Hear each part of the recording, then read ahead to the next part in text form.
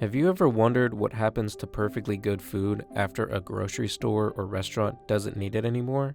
Every year, millions of pounds of perfectly edible food end up going to waste. But in Indianapolis, one nonprofit is changing that. Well, we started Second Helpings 28 years ago to do three things primarily. One was rescue food that was being thrown out, disposed of, that was perfectly good. The second was take that food that is perfectly good food and turn it into nutritious meals for our neighbors here in central Indiana. And then thirdly, to create jobs for the culinary industry through our culinary job training program. So those three programs are how we started it 28 years ago, and we're still going strong today. At Second Helpings, we came to learn about food rescue and accidentally showed up on Crazy Hat Day, a fun reminder that making a difference doesn't always have to look so serious.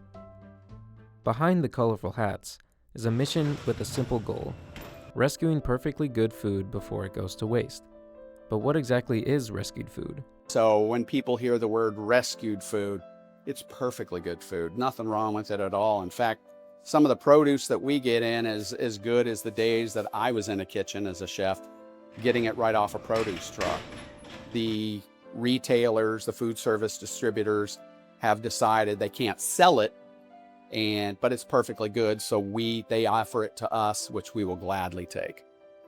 Our fiscal year just wrapped up on June 30th, and we rescued 5 million pounds of food last year. In my tenure, we have just gradually increased every year, so that 5 million was a record, and I would assume that we will surpass that in this current year. So what happens after the food is rescued? The next step is making sure every donation is safe to prepare and serve. This is where the drivers will come through that door and they'll deliver whoever's back here all the meat, produce, dairy, bread, just a little bit of everything that they pick up from the other locations that they rescue. And then they sort through to make sure one that is good, is time temperature sensitive and safe. And then they put it in this cooler, which we call Fiona. Like, this got delivered right at lunch. Once every item is inspected, the rescued food begins its second life. So how does the kitchen come up with new recipes for ingredients that change every day? It basically just falls down into what we have available that day. We'll come in around 7:30 in the morning, see what we have available on our shelves and in our blast chiller, and then we just kind of create from there. Today we are making about 120 pans to send out to our agencies. So we have a carbonara with bacon being made today. We have a stir fry being made as well. And then we have some prep work going on. We're cooking off some rice, we're cooking off some raw meats, and then we're also cooking off pasta today.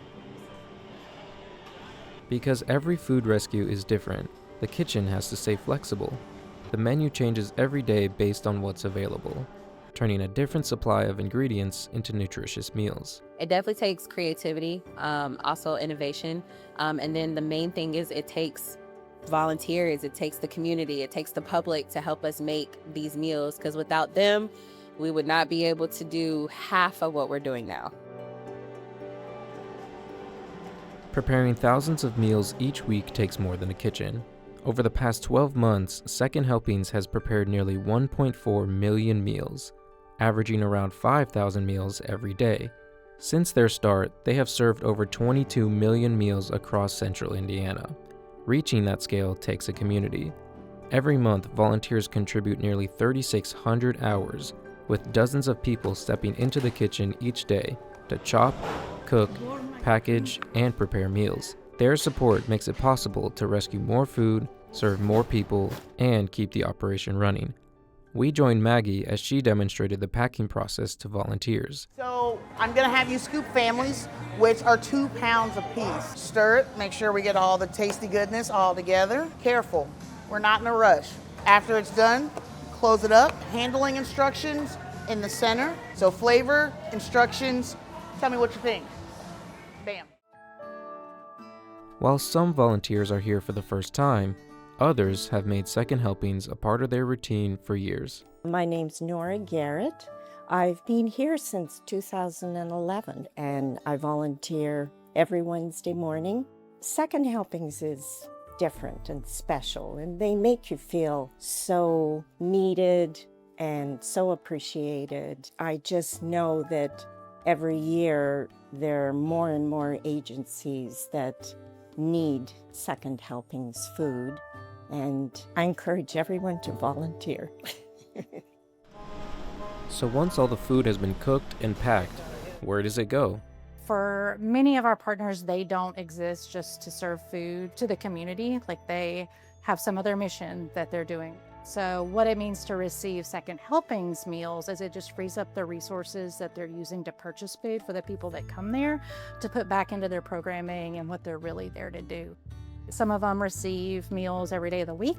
Some of them receive meals certain days of the week and then redistributed items on other days to help supplement the days maybe when we're not providing the food. And again, trying to connect them with what's going to be most beneficial to the community that they're serving.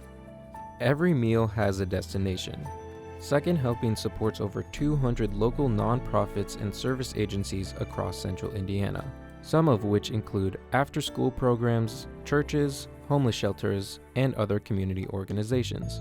These meals allow their partners to focus on their mission while ensuring the people they serve have access to nutritious food.